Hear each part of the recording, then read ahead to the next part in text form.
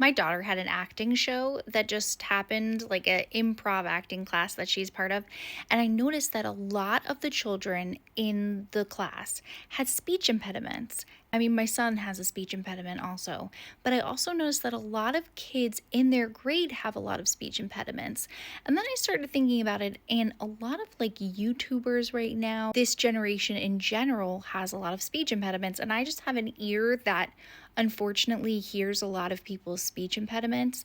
I think it's just because I grew up in a household with two audiologists, well, two people that are trained in audiology, and also I grew up being a trained actor and going to like voice and speech, and it's just one of those things that unfortunately my ear is very attuned to. I say unfortunately because if someone does have a speech impediment, it happens to be like nails on a chalkboard for me. I was curious, like, is it just more prevalent or am I just attuned to it more? So I decided to do some Googling, and it is actually more prevalent right now in this generation because of COVID and the fact that like my kids are around 10, 11 years old and they were in kindergarten when COVID happened. So because they were kind of like learning speech when it was COVID times and going to school over the internet, they didn't get their first speech face to face. So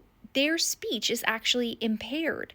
And then they were masked for a long time, and it was really up to the parents to kind of say to the school, my child has a speech impediment or something to that extent. And I don't think a lot of people hear it the way that I unfortunately do. We had to tell the school ourselves our son has a speech impediment, and they didn't hear it. He has a lateral lisp, which is very hard to hear, but is also very hard to lose.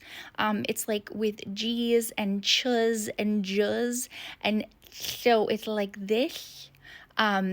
Anyway, long story long, it is actually more prevalent right now, and I just thought that was so interesting. I mean, do you hear that more often, or is it just unfortunate people like me that happen to hear people's speech impediments more, that were attuned to that? Or is it just something that I noticed, or is it something that people notice more?